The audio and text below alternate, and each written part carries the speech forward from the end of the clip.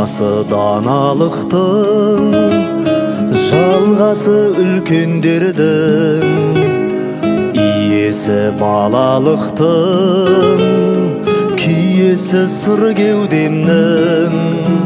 Сенімді құлатпаған, санамда тұрақтаған, өзіңді аңсап келіп сырақтаран.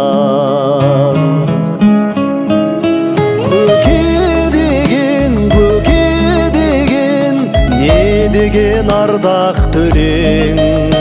Көке деген асыл сөзді өзіңе арнап келем.